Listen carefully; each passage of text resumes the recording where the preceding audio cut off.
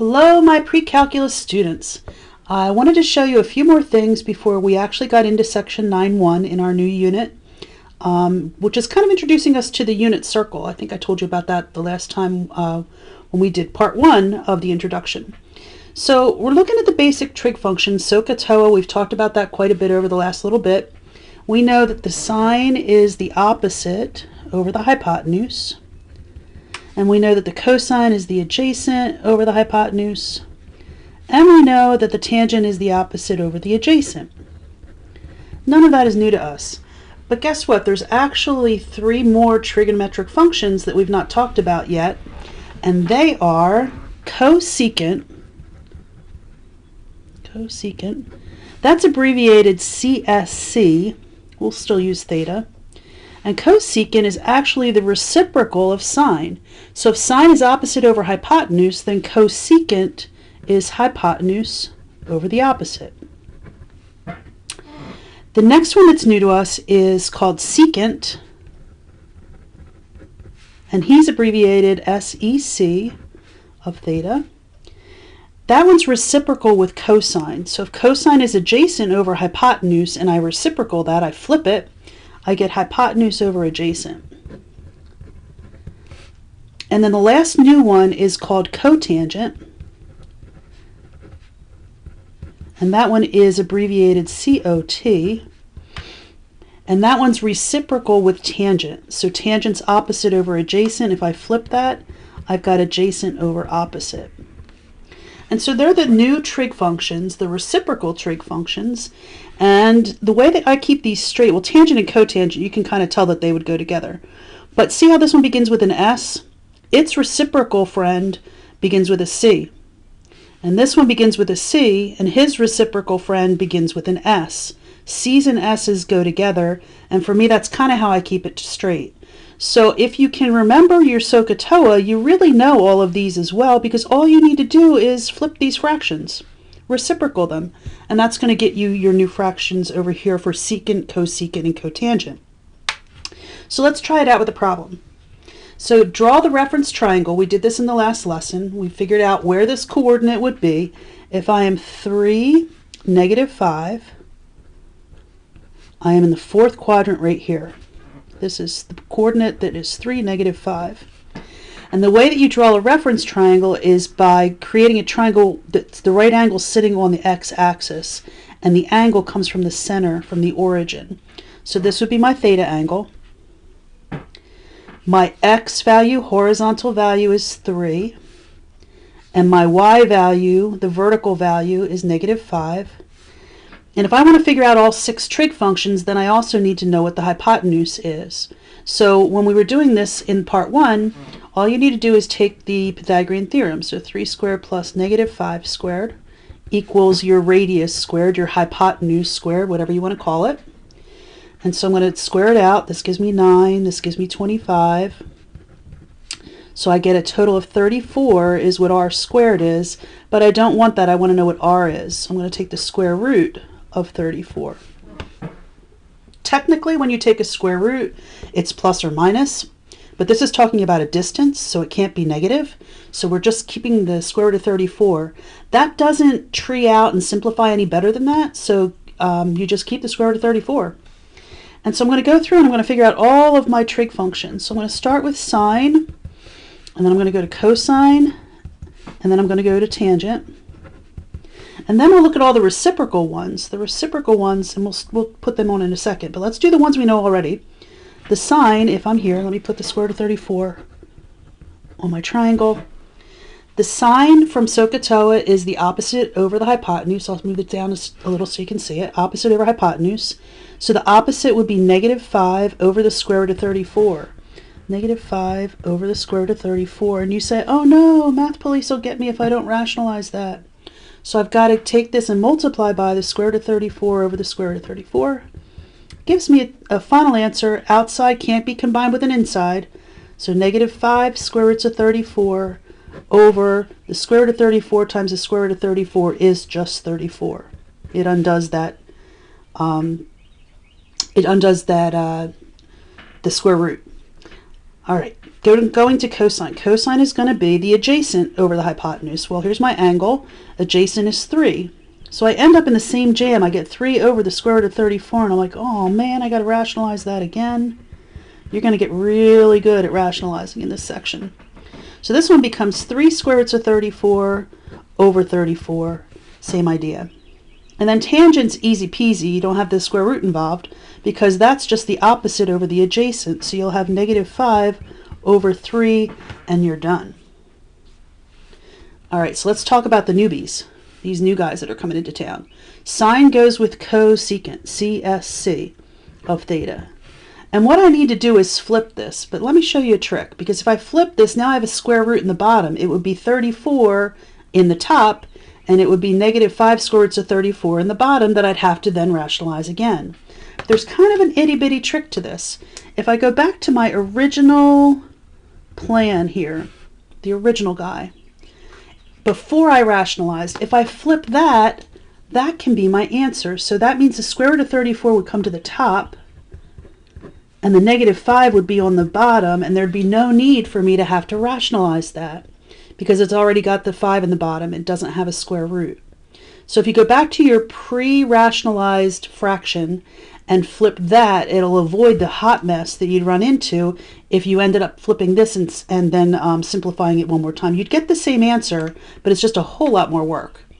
So let's try that same little trick for the next one. If the cosine originally was 3 over the square root of 34, and I flip that, that's the secant, S-E-C.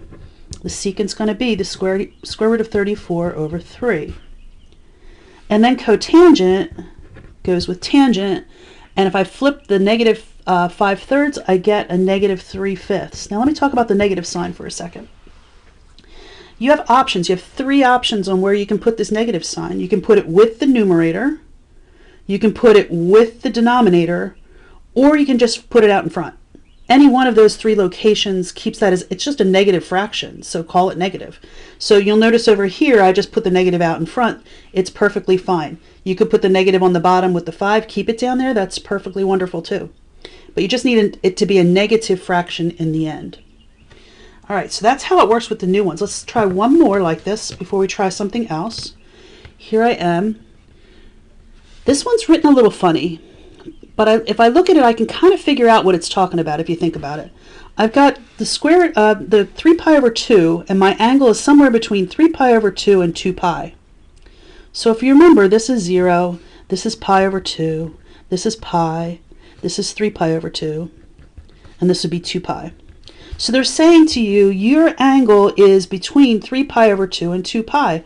Well, that means it must be in quadrant 4. That's what it's really saying. It's just saying it in funny math language. So quadrant 4, we know that. And the tangent is, if I'm in quadrant 4, the tangent is the opposite over the adjacent. Now somebody's negative, but I don't quite know who. Let me think about that for a minute. The opposite, if I make my triangle, right, I know I'm in quadrant 4. Here's my triangle, just like it was in that problem up above, actually. There's my reference triangle. If I'm here at the theta angle, opposite is 1, my numerator. Adjacent is 3. I can tell that from the numbers. Now who's opposite? Who's negative? If I look at this, this is a positive x value, but this is a negative y value because it's below the x-axis. So that's the guy that's going to be the negative part. And then it wants all 6 trig functions again. Well, in order to do that, I need to know what that hypotenuse is. I'm going to set up Pythagorean theorem. So I have 3 squared plus a negative 1 squared equals my radius, my hypotenuse squared, whatever you want to say. I have 3 squared is 9, negative 1 squared is 1. And so I get 10 is what r squared is. If I square root that, both sides, I get an r that's the square root of 10. And again, that guy is not simplified. You can't simplify that anymore because the numbers that multiply to 10 are just 2 and 5. So there's no buddies to take outside. All right, so let's go through our 6 trig functions. The sine of theta is going to be, we put on here the square root of 10. The sine is the opposite over the hypotenuse, negative 1 over the square root of 10, negative 1 over the square root of 10. You're like, oh man, I got to rationalize that thing. So I'm going to multiply by the square root of 10 over the square root of 10.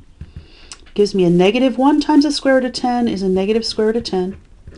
And on the bottom, square root of 10 times the square root of 10 is just a 10. And you might want to cancel them out, but you can't because one's inside the root and one's outside the root, so that would not work. All right, if I go for cosine of theta, that's adjacent over hypotenuse. So now I'm at 3 over the square root of 10, and again, you're like, oh man, I got to rationalize that, and yep, you do. So I get 3 square roots of 10 over 10. Then I'm going for tangent. Tangent is opposite over adjacent. Actually, it's the same thing they gave you, isn't it? But let's just verify it. If I'm opposite, I'm negative 1. If I'm adjacent, I'm 3. Negative 1/3. Yep, that's what it should be. You know you got it right. And now I'm going to go for the last 3, the new ones that we just came up with. So the one that goes with sine is cosecant. I'm going to just keep it vertical here. Cosecant. Cosecant, remember I told you the trick. Go to the one before you rationalize. That would be this guy right here. And flip it. All right, so that's going to be now the square root of 10 is on the top. And negative 1 is on the bottom. You can leave it just like that. You could also call it, if you wanted to, a negative square root of 10. That would be good too. Going for cosine goes with secant. S's and C's stay together. If I go to my pre-rationalized guy, that's this one. So I'm going to flip that. That means that the square root of 10 comes to the top and the 3 goes to the bottom. And then the last one I've got is cotangent. Well, cotangent flips tangent, so instead of it being negative 1 over 3, now it is 3 over negative 1 or negative 3. Either answer is perfectly fine. Okay, so the last piece that you need to see before we actually get into the real section 9.1 is how the quadrants go and who's positive and who's negative where. So that's what this next thing is going to be about. Where are the trig functions positive and where are they negative? And so here's what the math people tend to say. These are all the quadrant things. This is still quadrant 1, this is quadrant 2, this is quadrant 3, and this is quadrant 4. And here's the little kind of acronym type thing that they use to be able to remember it. In the first quadrant, they are all positive. See how this is like a big positive sign, a big plus sign?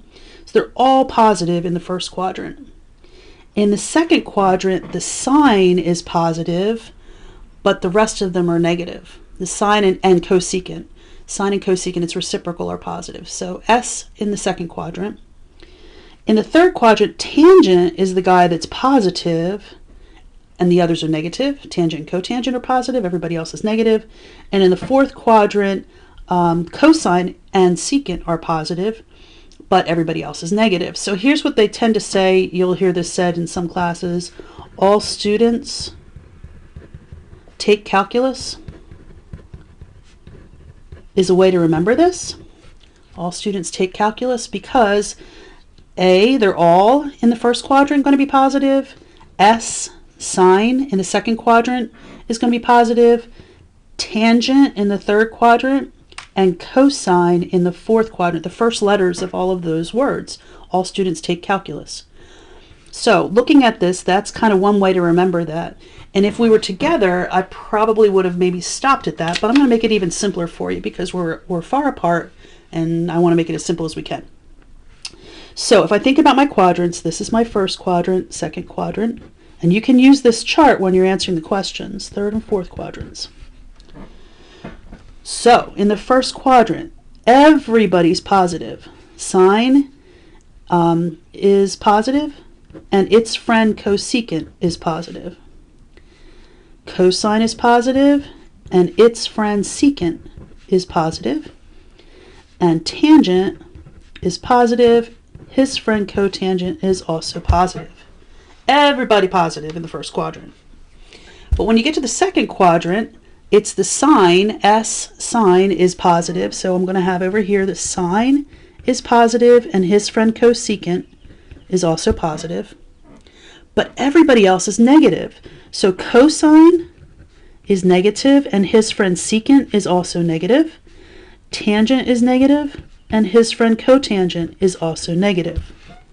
So you'll see that when you get a quadrant that has a mixture between positives and negatives, you'll have 2 that are positive and the other 4 are all going to be negative.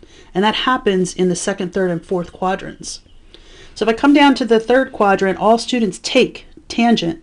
Tangent's your positive guy. That means that sine is negative and his friend cosecant is negative.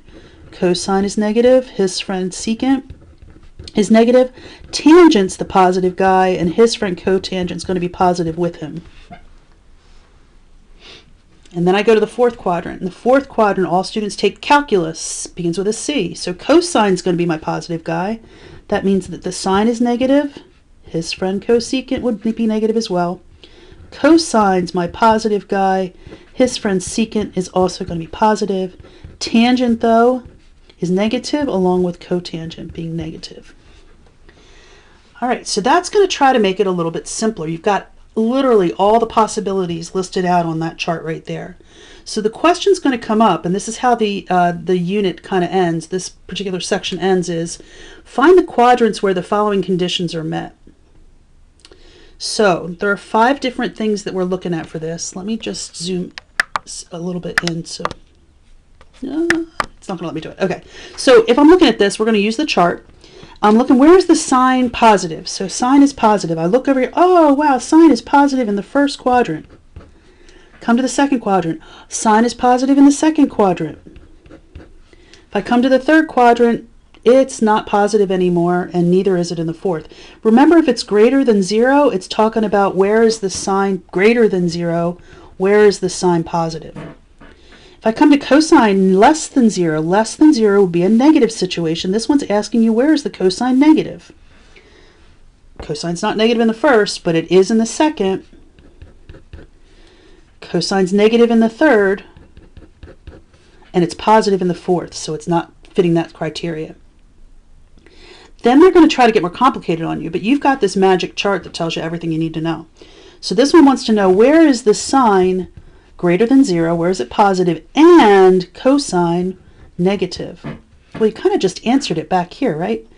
You said the sine was positive in first and second, cosine was negative in the second and third, so where is it that you have a sine that's positive and a cosine that's negative, and that would be in the second quadrant, the place where they both match. All right, last couple. Tangent is less than 0. I don't know if I can fit this all. Oh, you got the idea. Tangent's negative. Tangent's less than 0. And secant is greater than 0, so positive. I want where tangent is negative, but secant is positive. Well, it can't be the first quadrant because everybody positive. If I come over here, oh, wow, tangent's negative, but is secant positive? It is not. If I come down here, tangent's negative. It's not negative, it's positive. Got to go to the fourth. Tangent's negative, secant's positive. See how you've got that situation right there? Your answer to this one will be quadrant 4. All right, last one. Cotangent and cosine have the same signs. Cotangent and cosine. They're either both positive or both negative. They have the same signs. So that happens in the first quadrant. Everybody's positive. So this one is going to be happening in the first quadrant. You've got that situation. They're both positive. If I come over here, cotangent's negative, cosine's negative. Oh, wow, they've got the same signs again. So that would be quadrant 2. Does it work in quadrant 3? Let's see. Cotangent is positive, cosine's negative. They do not have the same signs. They've got different signs. And if I go to the fourth quadrant, cotangent's negative, cosine's positive. They have different signs. So the only quadrants where they have the same signs is quadrants 1 and 2. All right, that is the end of our introduction lessons for section 9.1, and I'll be back to you with some practice problems and examples soon on the rest of section 9.1. Hope you're all doing well, and I'll talk to you soon. Bye.